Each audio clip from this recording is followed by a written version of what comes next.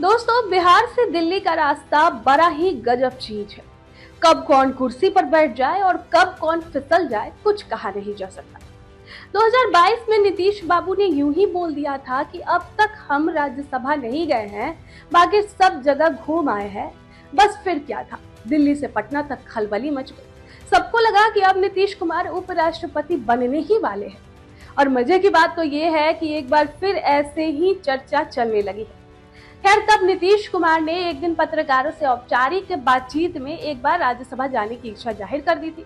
असल में वो बता रहे थे कि हर सदन के सदस्य बन चुके हैं, बस राज्यसभा बची हुई है और उनकी ऐसी इच्छा भी है। नीतीश कुमार के बयान पर काफी राजनीतिक प्रतिक्रिया भी हुई थी। उपराष्ट्रपति के पद से जगदीप धनखड़ के इस्तीफे के बाद चुनाव आयोग नए उपराष्ट्रपति के चुनाव की प्रक्रिया भी शुरू कर चुका है। अब रेस में नीतीश कुमार के साथ साथ राज्यसभा के उप सभापति हरिवंश, बीजेपी अध्यक्ष जेपी नड्डा से लेकर जम्मू कश्मीर के उपराज्यपाल मनोज सिन्हा तक की चर्चा चल रही है। फर्ज कीजिए नीतीश कुमार उपराष्ट्रपति बन भी जाते हैं तो सबसे ज्यादा खुशी किसे होगी और कौन राहत की सांस लेगा? तो देखिए, अगर ऐसा संभव हो सका तो सबसे ज्यादा राहत लालू परिवार महसूस करेगा। हालांकि नीतीश कुमार ही तेजस्वी यादव के मुख्यमंत्री बनने के सपने में दीवार बने हुए हैं।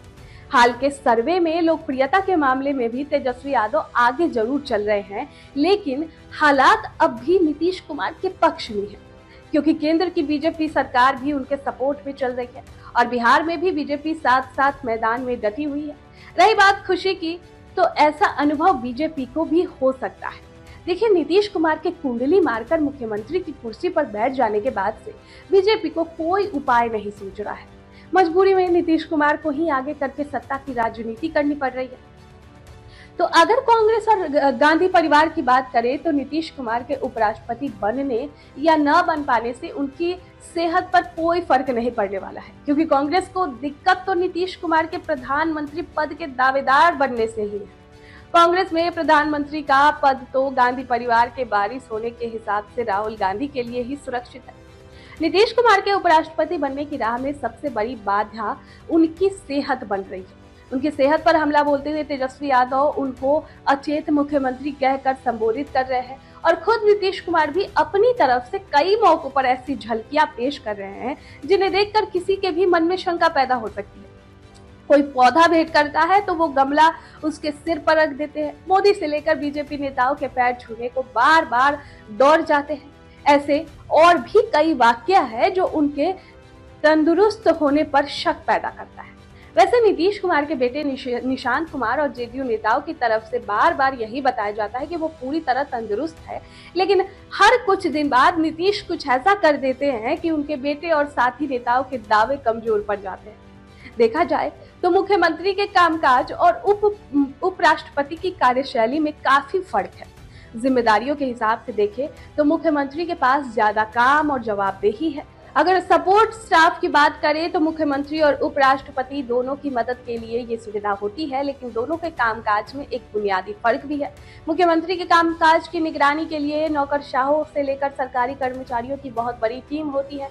ज्यादातर काम ऑटोमेशन वाले मोड में ही चलते रहते हैं। नई योजनाएं और राजनीतिक फैसलों के लिए ही मुख्यमंत्री को खुद पहले करने की जरूरत होती है, लेकिन उपराष्ट्रपति के मामले में ऐसा संभव नहीं है, खासकर तब जब संसद का सत्र चल रहा हो।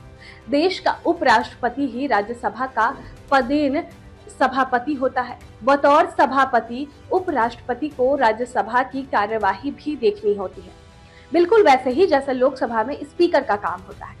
आम दिनों में तो नहीं, लेकिन संसद सत्र के दौरान उपराष्ट्रपति को सभापति की भूमिका में हर वक्त अलर्ट रहना होता है, वो भी तब जब पूरा देश लाइव टीवी पर देख रहा होता है।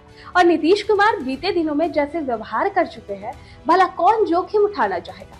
तो कुल मिलाकर बात करें कि नीतीश बाबू अगर उपराष्ट्रपति बन भी जाए तो फायदा तो सबको होगा। लालू परिवार को चैन मिलेगा, बीजेपी को सुकून मिलेगा और कांग्रेस को कोई फर्क नहीं पड़ेगा और जनता को नया मजा।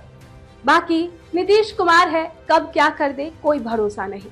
कल कह देंगे अब तो राष्ट्रपति बनने का मन कर रहा है, तो चौंकिएगा मत। तो ये बिहार की राजनीति है, यहाँ कुछ भी संभव है। आगे की अपडेट आप तक पहुंचाते रहेंगे।